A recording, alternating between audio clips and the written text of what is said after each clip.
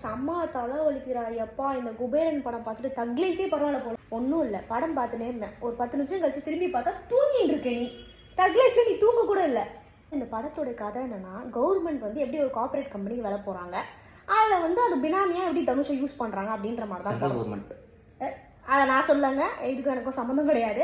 ஆக்சுவலாக இந்த படத்தில் ஒரு பெரிய ட்விஸ்ட் இருக்குது. என்ன ட்விஸ்ட்டு? இந்த படத்தோட மெயின் வில்லனே தனுஷ் தான். என்னடா சொல்கிறேன், அவர் தான்டா ஹீரோ, அவரை போய் வில்லன்ற.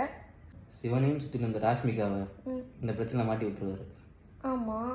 அதுக்கப்புறம் வந்து குஷ்புவை பார்க்க போகிறேன்ட்டு அந்த பொண்ணு ப்ரெக்னென்ட் பொண்ணை சாவடிச்சிருவாரு. ஆமாம். அப்புறம் நாகார்ஜுனாவை க்ளோஸ் பண்ணுறாரு. ஓகே, அட்லீஸ்ட் அந்த வில்லனாச்சும் வந்து நிம்மதியாக ஒரு வாழ்க்கை வாழ்ந்துருந்தான் சந்தோஷமா. ஆமாம்.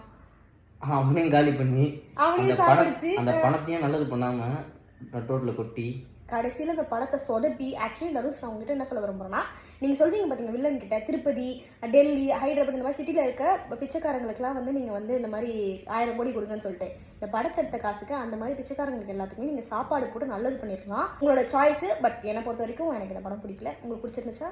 எனக்கு ஒர்க் ஆகல படம். ஓகே கைஸ், ஸோ உங்களுக்கு ஒர்க் ஆகலாம், போய் பாருங்க. ஒர்க் ஆகலாம், ஆனால் என்னோட சஜஷன் காசு வேஸ்ட் பண்ணாதீங்க. டாடா பாய்.